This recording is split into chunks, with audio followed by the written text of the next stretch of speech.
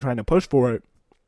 And then apparently what she said she's going to do is after, like 3 years in, after she loses most likely a lot of power in the first midterm elections, this again, if she gets elected, and if she somehow brings the Senate back into Democratic control, it's going to be incredibly, incredibly tough to get this stuff done. It's going to be incredibly tough to get this stuff done. And who will be who will kind of be the guidance for this? Nobody knows. We're really kind of just unable to say what could happen here in terms of the best. It's very, very hard to tell how she's going to be able to handle these fights and what she's going to prioritize and how effective she will be getting done with. I feel like with Bernie Sanders, it's a lot clearer. Like, his agenda is there. Healthcare, I think college for all, Green New Deal is a big part of it, and getting money out of like that stuff. I think a lot more than Elizabeth Warren. Like, you'll fight for it, and if you really care about getting those progressive parties passed as soon as possible, you don't have any other concerns. I just don't get why you would choose Elizabeth Warren. So the heritage is not one that would be obviously associated with a crusading Harvard bankruptcy professor and author who's most famously enthralled with capital markets, and it's probably not always legible even to her supporters, but linking with women-led labor struggles is a way of addressing a question that's vexed her politics from the beginning of her rise as the patriarchal forces of America discourse worked to push her as a rising political figure away from fighting for economic justice and more into a women's issues box, which is definitely a very interesting thing that I think the media definitely tries to do with her, and really I think gets associated with her almost a little too much. So while she's consistently sided with women's rights groups, she is just as consistently refused to be a leading voice in that area. Her one nod to that energy came about accidentally when on the Senate floor in 2017, she was reading off a litany of Jeff Sessions' racist transgressions over the years, arguing in opposition to his confirmation as Attorney General. Yeah, again, this is the nevertheless she persisted moment that got put on cups, put on T-shirts somehow without Elizabeth Warren's help whatsoever. It just happened. It was really crazy how that happened. I can't quite get it. Anyway, come on. I feel like that was some consultants who made some calls there because it was, she probably knew at that time she had her eyes on the presidency, but yeah. She was reading, I think, a letter from Coretta Scott King. Majority Leader Mitch McConnell warned her against such criticism of a fellow senator, but Warren went ahead with her speech anyway. She was warned. She was given an explanation. Nevertheless, she persisted, again, kind of delivering to her a feminist slogan that she's happily adopted ever since. And she's really been able to manipulate that to her kind of own will and portray that as someone who is going to persist not necessarily just for women's rights, but for kind of the rights of the economically unempowered, the working class, if you will. That's kind of been her big thing, her big push. She's really able to root herself in the fight for women's liberation without taking the focus off the battle between the haves and the have-not. That's really what she's trying to do here. It's a timely pivot as women, beginning with the 5 million strong women's march the day after Trump's inauguration, flowing through into the Me Too movement, accelerating in the 2018 midterms, and they really have fueled Democratic resurgence and realignment and are seen as key to winning the 2020 Democratic presidential primary. In an era where the identity politics is routinely used to divorce progressive efforts from class conflict, Warren has and is going in the opposite direction, arguing that gender, race, identity, immigration identity, and class consciousness are inseparable. After the Atlanta event, in between her shots with hours of selfie seekers, she paused for a brief interview. I told Warren that I suspected that 3 speeches were her way to square the class and gender issues while she's still responding to the pressure to be a woman running on women's issues. I know exactly where you're going with that. This is about the power of women. All those 3 speeches, the Lauren speech is about how a lot of women got together and said, enough is enough, we're going to make change. The speech in New York was about the Triangle Shirtwaist factory fire. And it was not only about the women who burned to death, the woman who led the protest movement, but also a woman, Frances Perkins, who was the one who fought it from the inside and made real change. And here today, to be able to celebrate Black women who and how much Black women have contributed to organizing to power and making real change. Warren is not just glomming onto the movement, but hoping to reorient it from a broad force of resistance to Trump into a fighting force for economic justice, and really kind of focus this kind of effort into a real sense that, like, it's never really been that way before. Like, we just have not seen any kind of broad push towards an agenda of women's rights.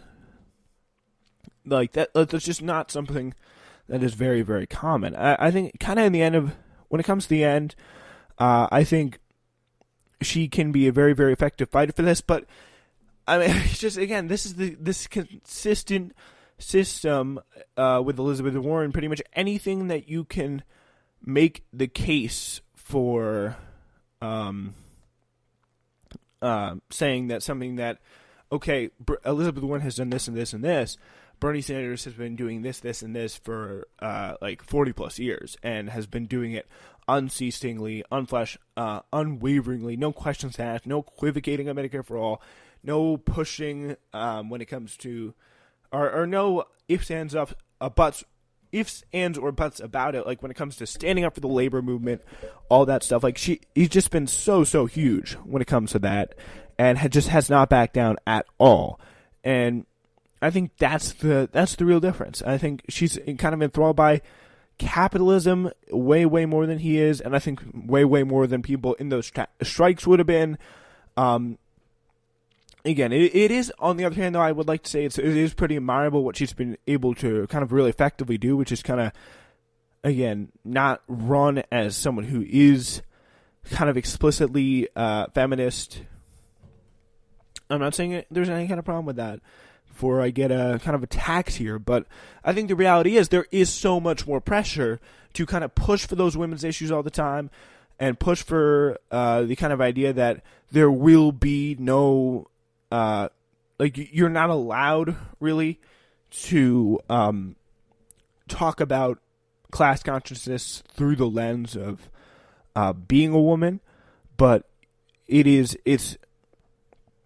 really, I think, changed with her campaign. And there are ways to unite feminism and the drive to help the working class. And I think that's really how you can kind of sum up Elizabeth Warren's whole campaign, which is staying true to those ideals. So credit to her for that. All right. So, yeah, very interesting situation going on right now, as the FBI is pretty close to interviewing Mr. Prince Andrew over this situation with Jeffrey Epstein. So that is very interesting.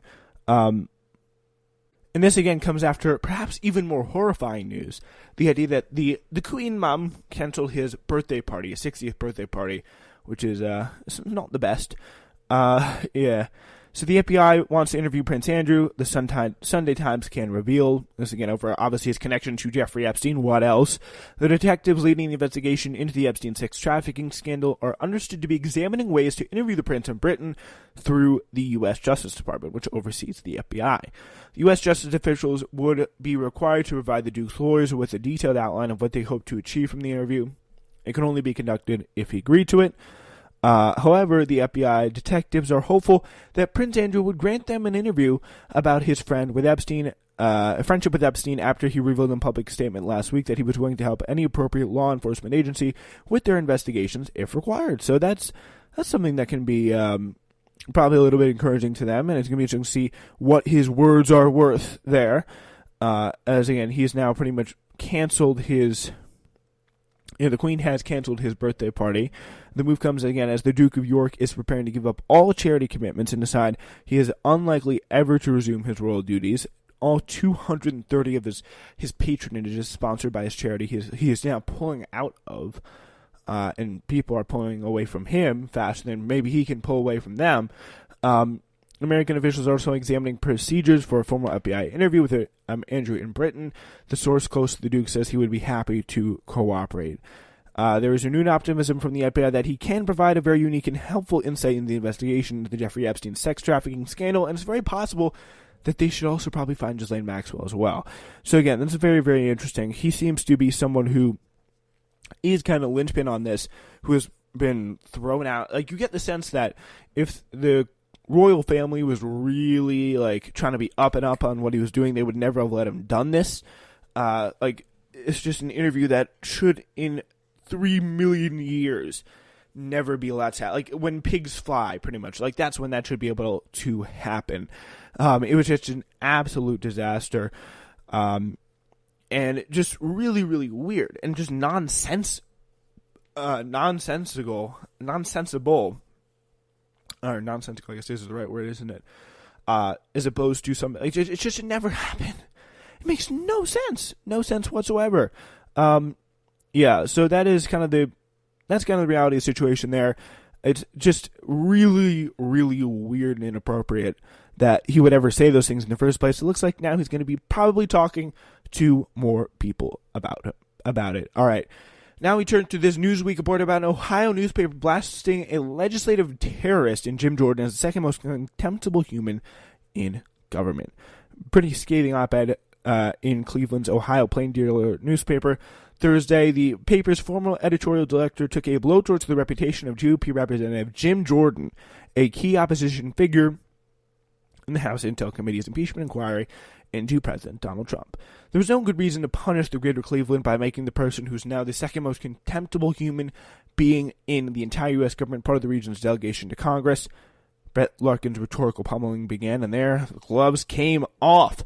The long week of public testimony in the impeachment inquiry weighed heavily on the American public, who tuned in droves to watch the political appointees, career diplomats, and military advisors detail Trump's back-channel dealings and efforts to strong-arm a foreign government in his 2020 bid. He was a pinch hitter for the Republicans, temporarily replacing Arkansas Representative Rick Crawford on the committee. Jordan frequently used his question time as a platform for promulgating conspiracy theories and complaining about partisanship. The inquiry was a sustained effort by Democrats and some anonymous whistleblower who's biased against the president, quote-unquote, to oust Trump, not because of his unlawful behavior, but because of his Republican affiliation.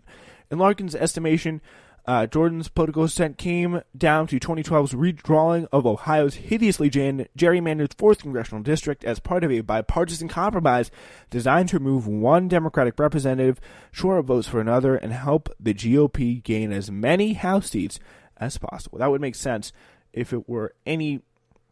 this wouldn't make sense if it were any party but the Democrats. It seems something that the Democrats would be perfectly happy to do, and I'm guessing the Democrat was a pretty well-established Democrat. Today, the sickle-shaped district sneaks through a narrow strip of Cleveland before swinging south and west just outside of Dayton and Columbus to touch the border with Indiana. Beyond Larkin's implications of illegitimacy through corrupt districting, he also pointed to a pending lawsuit against Jordan, this is also pretty crazy, who has been accused by multiple men of dismissing their claims of sex abuse and harassment by disgraced sports doctor Richard Strauss while Jordan was an assistant wrestling coach at Ohio State University.